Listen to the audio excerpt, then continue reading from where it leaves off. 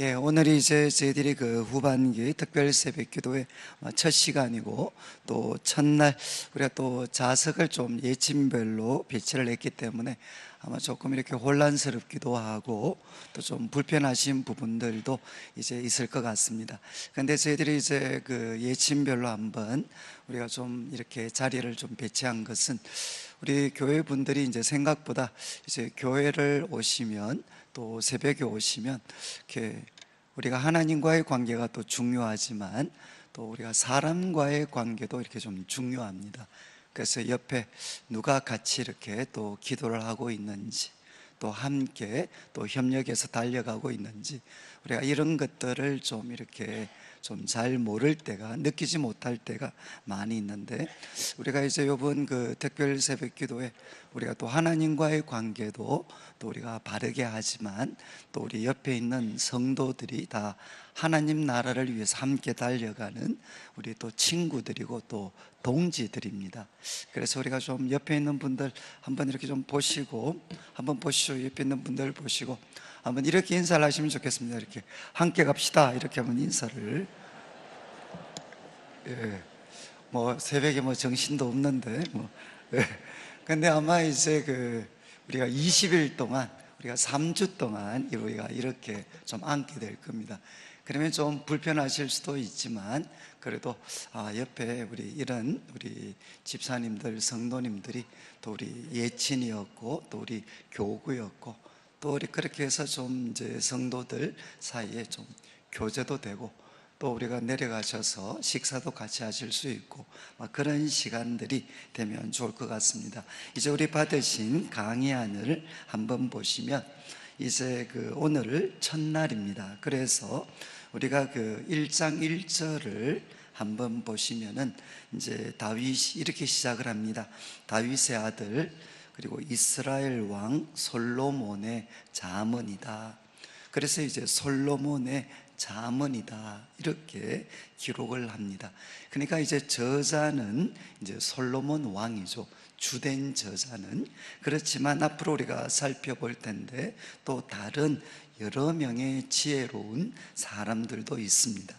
그래서 이제 잠언은 솔로몬 왕과 또 다른 지혜로운 사람들이 기록을 했고, 그래서 이제 저작의 시기도 주로 솔로몬의 통치 기간이겠지만, 그러나 이제 25장 1절을 나중에 제가 한번 그 25장 1절을 보면 이런 표현이 있습니다. 이것도 솔로몬의 잠언이요 유다 왕 히스기야의 신하들이 편집한 것이다. 그러니까 이제 이것도 솔로몬의 잠언인데 유다 왕 히스기야의 신하들이 편집한 것이다. 그러니까 주로 이 잠언의 내용들이 솔로몬의 통치 기간 중에 이렇게 이루어졌겠지만, 그 편집은 히스기야 왕 때까지도 계속 그 이루어졌다는 것입니다. 그리고 이제 이 잠언의 전체 개요를 좀 기억하시는 게 중요합니다. 그래서 오늘 우리가 다루게 되는 1장 1절부터 7절까지는 이제 말 그대로 그 서론입니다. 서론인데, 여기에는 잠언을 기록하는 그 목적이 무엇인가, 그리고 이제 주제가 기록이 되어 있습니다. 그리고 이제 1장 8절부터 우리가 9장 마지막 절까지, 1장 8절부터 우리가 9장까지는 이렇게 하나의 그 설교입니다. 설교.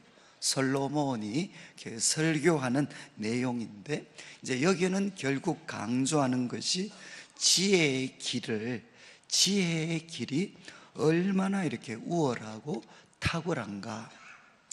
그러니까 여기에는 이제 어리석음의 길과 또 계속 대조가 이루어집니다. 그러니까 이 지혜의 길이 얼마나 탁월한가, 그리고 어리석음의 길은 어떤 것인가 하는 것들을 이렇게 설교 형식으로 표현을 하면서, 결국 이제 듣는 우리들이 이 어리석음의 길을 뿌리치고 이제 지혜의 길에 대해서 선택할 것을 이제 강조하고 있는 내용들입니다.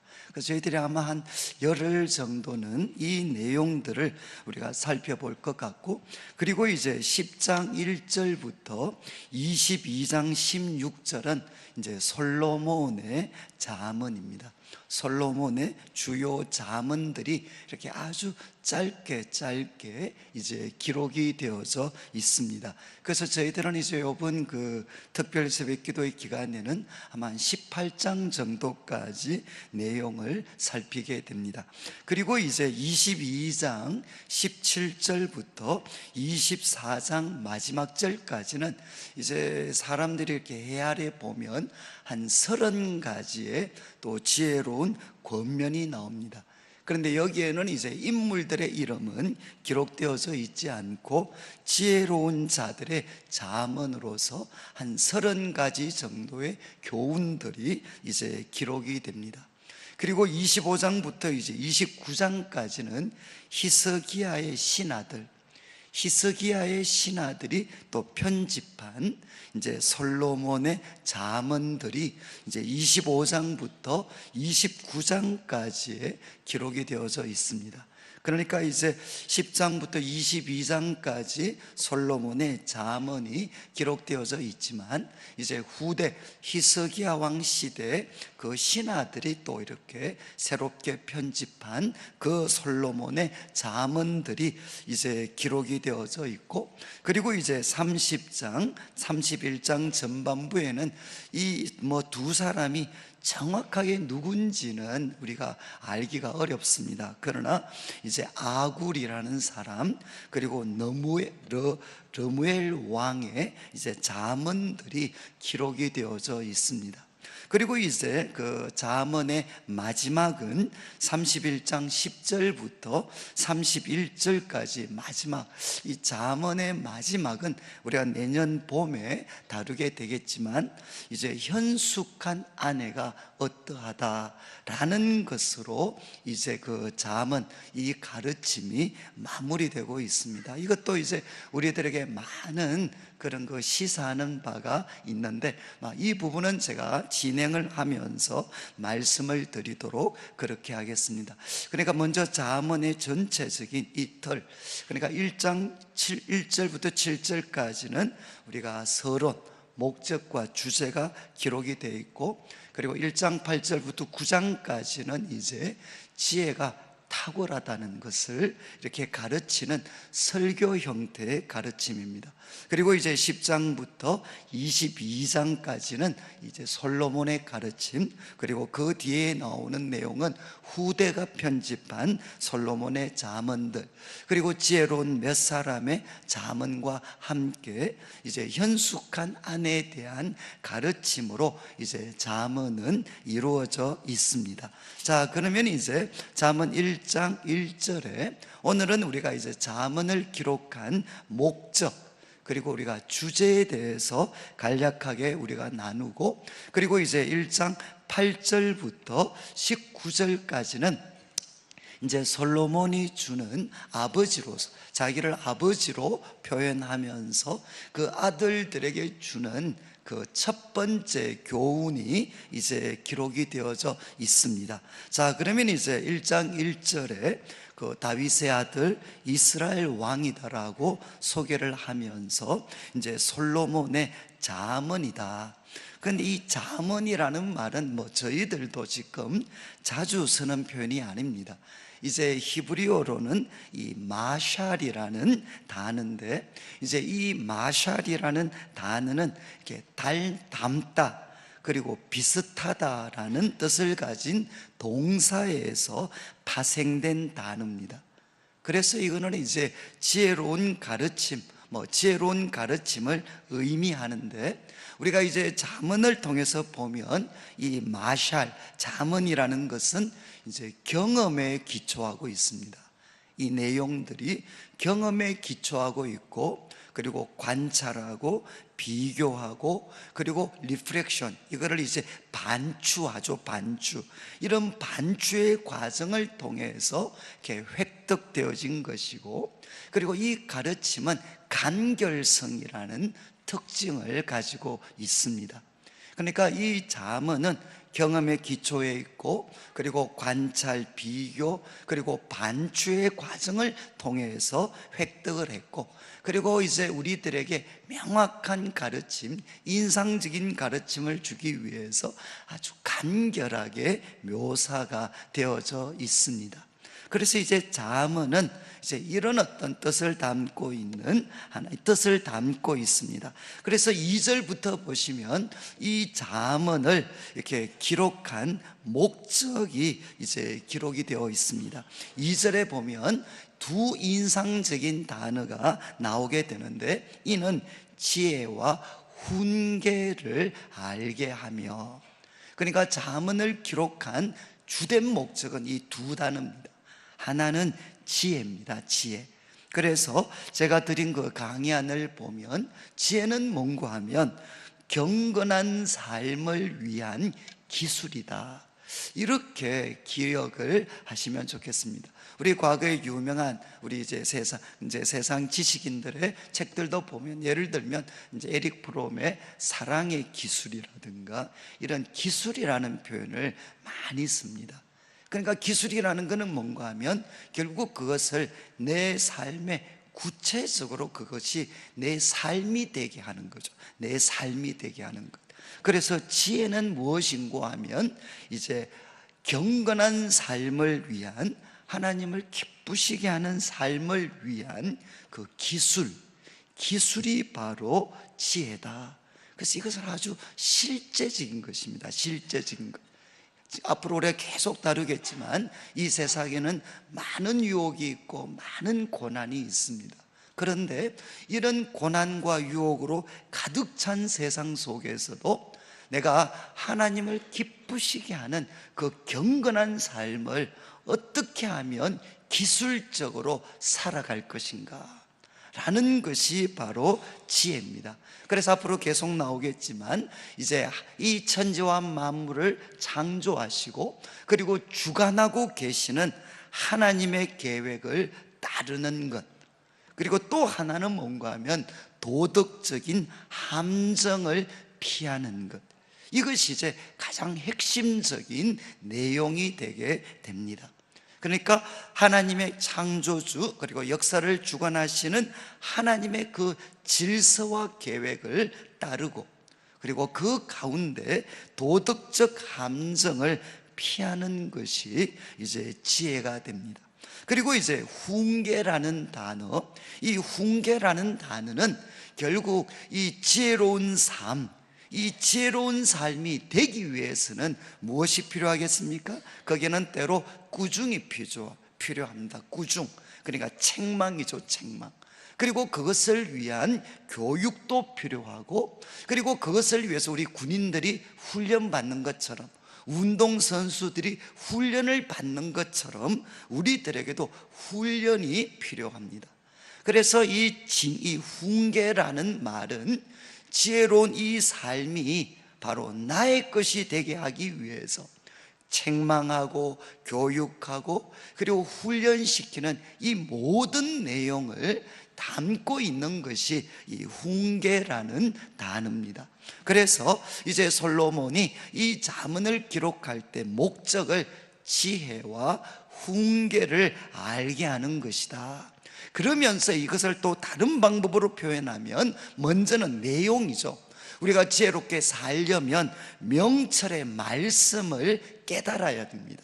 이거는 이제 지식과 연계가 되어 있는데, 명철의 말씀, 이렇게 사는 게 바른 거구나, 명철의 말씀을 깨달아야 되고, 그리고 두 번째는 3절에 지혜롭게, 공의롭게, 정의롭게, 정직하게, 그리고 행할 일에 대하여, 여러분 여기에 지혜롭게, 공의롭게, 정의롭게, 그리고 또 정직하게 행한다, 이게 뭔가 하면 바로 지혜롭게 살아가는 것입니다.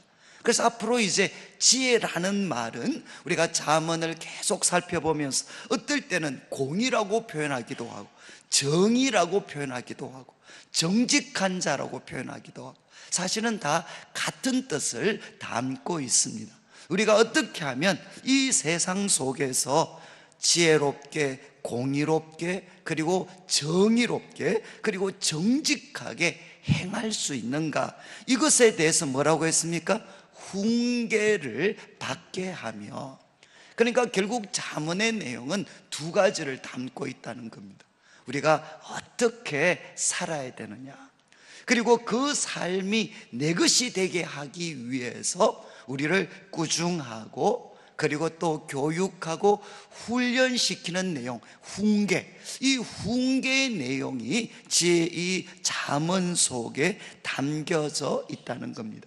그래서 잠언을 기록한 목적은 결국 두 가지 단어입니다. 지혜, 경건한 삶을 위한 기술, 그리고 이것이 내 것이 되기 위한 훈계, 이것을 주는 것이 잠언의 목적이다.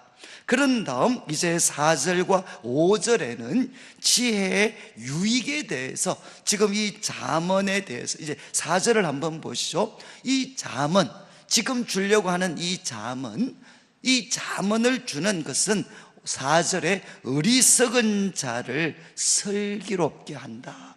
여기에 이제 어리석은 자는 대부분 영어 번역을 보면 더 심플이라고 번역되어 있어요. 더 심플. 그러니까 바보다 이런 뜻이 아니고 심플. 이 심플하다는 것은 무엇이죠? 결국은 외적인 유혹에 쉽게 넘어가는 사람입니다. 외적인 유혹을 정확하게 캐치하지 못하고 거기에 쉽게 넘어가는 사람들, 이렇게 유혹에 활짝 열려있는 사람들, 그들이 누군가 하면 여기에 나오는 어리석은 자들입니다. 지금은 이게 이 어떤 어리석다는 것은 나쁜 사람이라는 게 아니죠. 우리도 어떻습니까? 외적인 유혹에 열려져 있습니다.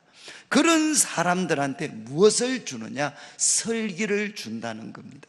그러니까 그런 유혹에 대해서 바르게 판단할 수 있는 아주 영민함, 설기를 그 사람에게 주고, 그 다음에 이제 젊은 자는 이해하시겠죠? 나이가 어리기 때문에 아직 경험이 부족합니다. 그래서 사실 이 사람은 심플할 수 있습니다. 이 유혹에 이렇게 개방되어 있습니다. 그런 사람들한테 무엇을 주느냐? 이제는 지식과 근신함을 준다. 여러분, 지식은 무엇이겠습니까? 아까 지혜에 해당하는 겁니다. 바른 내용입니다. 바른 내용. 그렇지만 근신은 무엇이겠습니까? 근신, 그것은 분별할 수 있도록, 그리고 또 이제 분별해서 실천적인 계획을 세울 수 있는 능력입니다. 그래서 우리 젊은 사람들한테는 근신, 어떤 이런 바른 어떤 지식과 함께 그것에 근거해서 이제는 사람들의 여러 가지 제안들, 이 제안들에 대해서 바른 분별력을 가지고, 그리고 이제 바르게 실천할 수 있는 계획까지도 세우고 실행에 옮길 수 있는 능력이 뭔가 하면 근신입니다. 근신. 그러니까 이제 젊은 사람들에게는 바른 지식과 함께 그것에 근거한 근신, 이제 분별하고 그리고 올바른 실천을 위한 계획을 세우고 실행에 옮길 수 있는 근신을 주기 위함이다. 그런데 이 지혜라는 것은 심플하고 그리고 청년들에게만 유익한 것이 아니라 6절 말씀을 보면 지혜 있는 자들도, 지금 지혜 있는 사람들도 듣고 학식이 더할 것이다. 여기 학식이라는 이 단어는 대대로 내려오는 지혜로운 가르침입니다. 그러니까 지금 지혜를 갖고 있지만 바로 이 잠언을 통해서 대대로 하나님이 대대로 내려오는 이 지혜로운 가르침을 더 깊이 습득하게 될 것이고, 그리고 나아가서 명철한 자는 같은 뜻입니다. 지혜 있는 자, 명철 있는 자는 지략을 얻을 것이다. 우리나라 말이 참 어려운데 영어로는 대부분 가이던스입니다. 가이던스. 이것은 뭔가 하면 삶을 올바르게 조정할 수 있는 능력입니다. 마치 이렇게 배를 조정하는 사람이 암초와 풍랑이 있더라도 그것을 잘 조정하는 것처럼 지략은 뭔가 하면 삶을 바르게 조정할 수 있는 능력입니다. 그래서 지혜 있는 사람도, 명철 있는 사람도 조상적부터 내려왔던 그 가르침, 그 학식을 통해서 더 깊어지게 될 거고, 지략, 삶을 바르게 조정할 수 있는 능력을 얻게 될 것이다. 이렇게 솔로몬은 이야기를 했습니다. 그래서 잠언의 목적은 결국 지혜와 근신입니다. 지혜와 훈계입니다. 훈계. 그리고 특별히 이 유혹에 열려있는 사람들에게는 바른 지식과 함께 근신을 줄 것이고, 그리고 지혜 있는 사람들도 설계를 통해 더 깊어지고, 그리고 지략, 삶을 바르게 조정할 수 있는 능력을 얻게 될 것이라는 겁니다. 그러면서 이제 7절을 보시면 하나의 그 주제가 되는 말씀이죠. 주제가 되는 말씀, 여호와를 경외하는 것. 여호와를 경외하는 것이 지식의 근본이다. 그리고 지혜의 근본이 되는 거죠. 근본. 그런데 여호와를 경외한다는 것은 결국 두 가지를 갖고 있습니다. 하나는 창조주시고 구원자이신 하나님, 그분에 대해서 사랑의 존경을 가지는 것이죠. 그러니까 이제 천지와 만물을 창조하시고 주관하시고 운행하고 계시는 그 하나님에 대해서 그 사랑의 존경의 마음을 갖는 것, 이것이 경외입니다. 그런데 그 경외가 무엇으로 나타나느냐? 그분의 말씀과 명령에 기쁘게 순종하는 것으로 나타납니다. 이것이 바로 여호와를 경외하는 것이죠.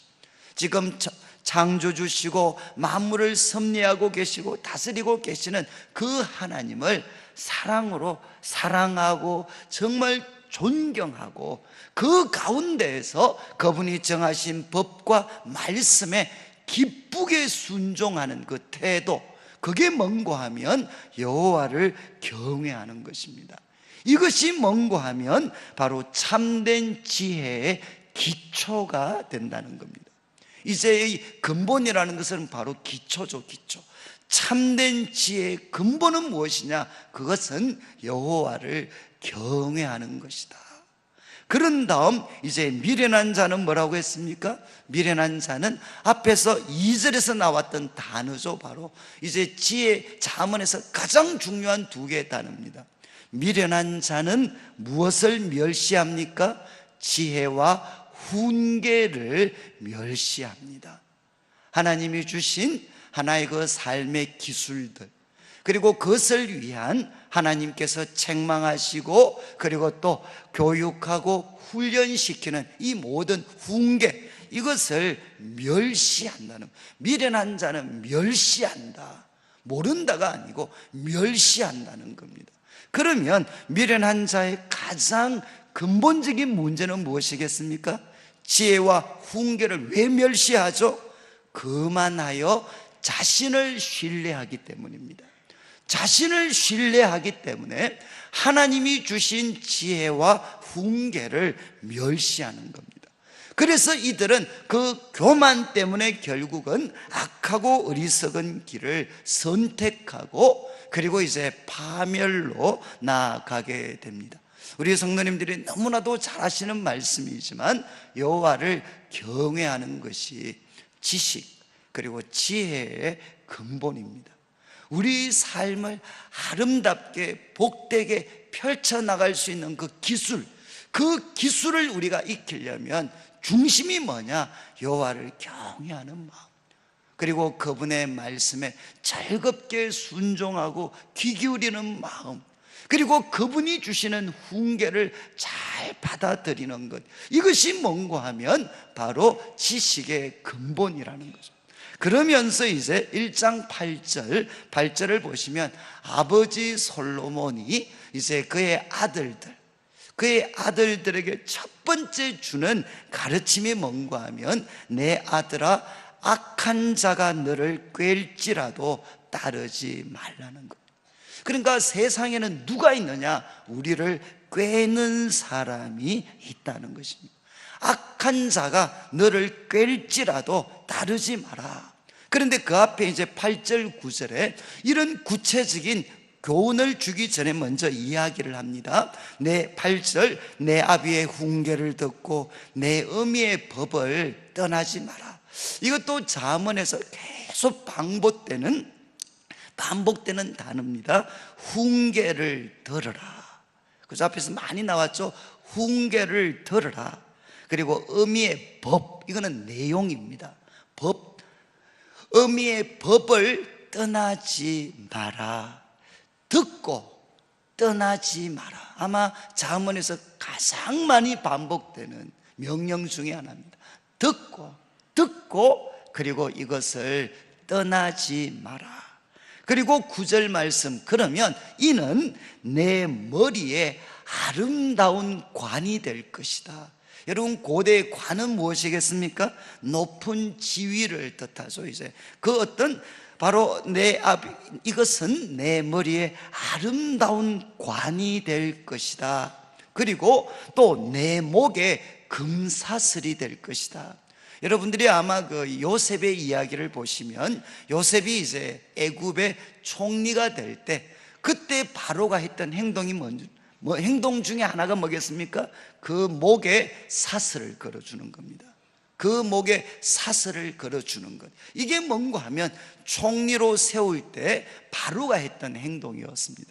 그러니까 이제 머리에 아름다운 관이 될 거다. 그리고 내 목에 금사슬이 될 거라는 것은 바로 이 지혜와 훈계를 듣고 떠나지 않게 되면 이것이 내 삶을 명예롭게 하고 영광스럽게 하고, 그리고 하나님이 주시기를 원하시는 그 높은 어떤 직책들까지 얻게 할 것이라는 겁니다.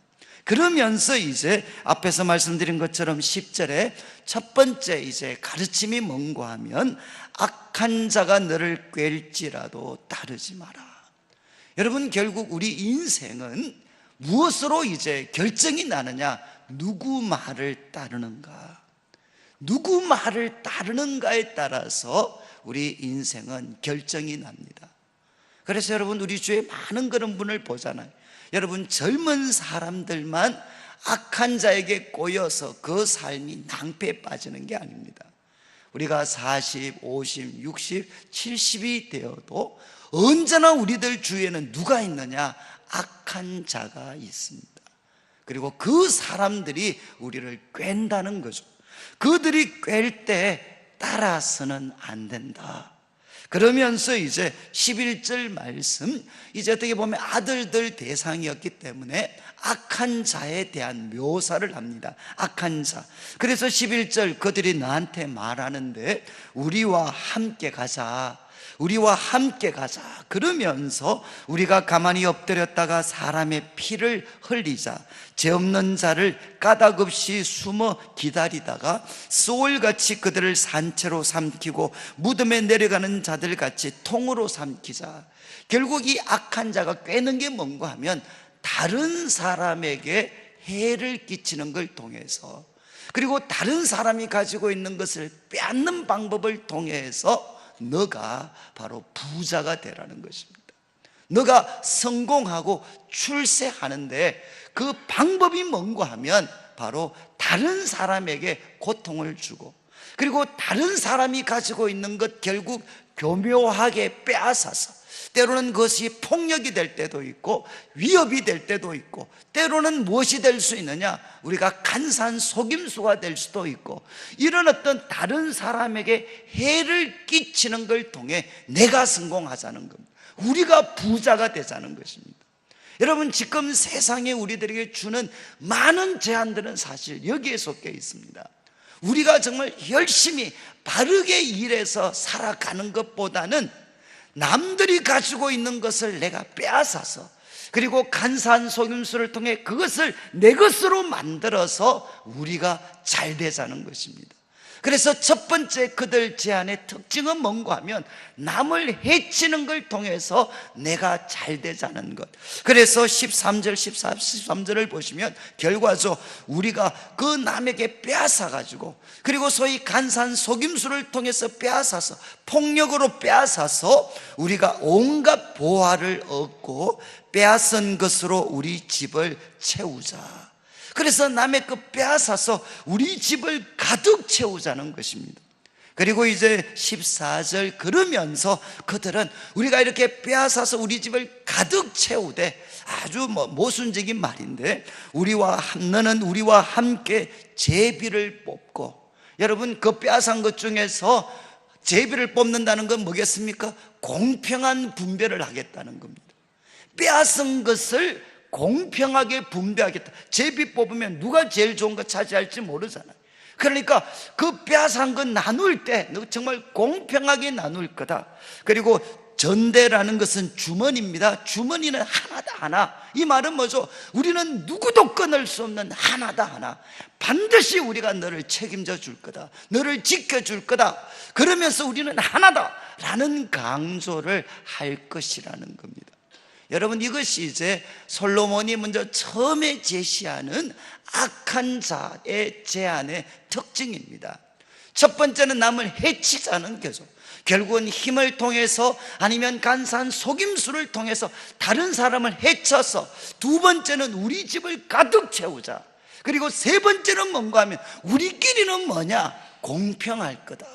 그리고 우리끼리는 뭐냐? 끝까지 책임져 줄 거다. 이것이 악한 자들의 제안의 특징이라는 것입니다. 이거는 이제 나이별로 제안의 모습은 달라질 수 있지만 이 세 가지 본질적인 특징은 기억해 놓으시면 좋습니다. 악한 자의 결국 이야기는 뭐냐? 내가 뭔가 열심히 노력하는 걸 통해서 바른 결과를 얻는 게 아니라 결국 다른 사람이 갖고 있는 것을 폭력이든 간사한 속임수든 그걸 사용해서 빼앗고, 그래서 내 집을 채우고, 그리고 우리끼리는 하나고 가장 공평하게 우리는 배분할 거다. 여러분, 우리들끼리는 우리는 소위 말해서 의리죠, 의리. 끝까지 책임져 줄 거다. 그게 뭔가 하면 악한 자들의 특징이라는 겁니다. 그러면서 그들의 어떤 꾀일지라도 따르지 마라. 그러면서 15절을 보십시오. 내 아들아, 그들과 함께 길에 다니지 마라. 이런 사람들과 함께 다니지 마라. 내 발을 금하여서 그 길을 밟지 마라. 왜냐하면 16절, 대저 그 발은 뭐라고 했습니까? 악으로 달려가고 있고 피를 흘리는데 빠른데, 그런데 17절, 새가 보는 데서 거물을 치면 헛일이겠거늘. 여러분, 이거 새가 보는 데서 거물 치면 다 헛것인 것처럼 그들의 계획과 이 모든 것은 사실 수포로 돌아갈 것이다. 그리고 하나님과 사람 앞에 이미 다 노출되어 있는 거다. 자기들만 모른다고 생각하지 다 알고 있는 거다. 그러면서 18절, 그들이 가만히 엎드리는 것은 결국 자기의 피를 흘릴 것이고, 그리고 숨어 기다림은 자기의 생명을 해야 하는 것이다. 여러분, 남의 것을 빼앗는다는 것, 남의 것을 빼앗는다라는 그 시도는 결국 뭐냐? 자기 생명을 해야 하는 것이고 자기 피를 흘리는 것이다. 이건 꼭 기억하셔야 돼요. 남에게 빼앗아서 남에게 고통을 주어서 얻은 그 수입은 오래가지 못합니다. 결국 자기를 상하게 하는 것입니다. 그래서 19절의 결론입니다. 결론, 이익을 탐하는 모든 자의 길은, 그런데 영어 번역을 보면 잘못된 방법으로 이익을 탐하는 모든 자의 길은 다 이러해서 결과가 뭐라는 거죠? 자기의 생명을 잃게 된다. 여러분이 이제 솔로몬이 그 아들들에게 첫 번째 주었던 가르침이 뭐냐? 악한 자가 꾀일지라도 다르지 마라. 여러분, 이것은 정말 하나님이 우리 성도들, 이 세상을 살아가는 성도들에게 주고 싶으신 말씀이죠. 오늘도 이 세상을 살아가면 또 악한 자가 우리를 깰 것입니다. 그들은 우리들에게 아주 달콤한, 여러분, 다른 사람을 해쳐서 잘 되자는, 이거는 한편으로는 정말 양심을 거스리는 것 같지만 한편으로는 정말 달콤한 제안입니다. 노력하지 않고 다른 사람이 갖고 있는 것, 힘으로 속임수로 빼앗는 것, 이것만큼 달콤하고 쉬운 방법이 어디 있습니까? 여러분, 세상은 우리를 계속해서 우리를 꿰고 있습니다. 우리는 그들을 오늘도 만날 것입니다. 주님은 말씀하셨죠. 꿰일지라도 그들을 따르지 마라. 그들은 남을 해치려고 하는 본성을 갖고 있고, 그리고 그래서 우리 집을 채우려고 하고 있고, 그리고 어떻게 합니까? 그들은 자기들끼리는 가장 공평하고 의로운 사람처럼 행동할 거다. 그러나 그 길은 무엇입니까? 남을 죽여서 내가 사는 길이 아니라 그것은 내가 죽는 길이다. 여러분, 잘못된 방법으로 이익을 탐하는 모든 자의 길은 이러하여서 자기 생명을 잃게 됩니다. 여러분, 이제 아버지 솔로몬이 그 아들한테 첫 번째 주는 가르침입니다. 그 아들들은 다 소위 이스라엘의 지도자가 될 사람이잖아요. 결국 그들 가운데 망칠 사람들은 다 누구겠습니까? 악한 자의 제안에 넘어가는 사람들은 그 끝이 다 엉망이 됐겠죠. 그렇지만 이것을 뿌리치고 여호와를 경외하는 그 길, 이제 아비와 그 부모의 그 법과 훈계를 듣고 여호와를 경외하는 자들이 걸어가는 그 지혜의 길을 걸어갈 때 우리들의 삶이 끝이 아름다울 수가 있다는 겁니다.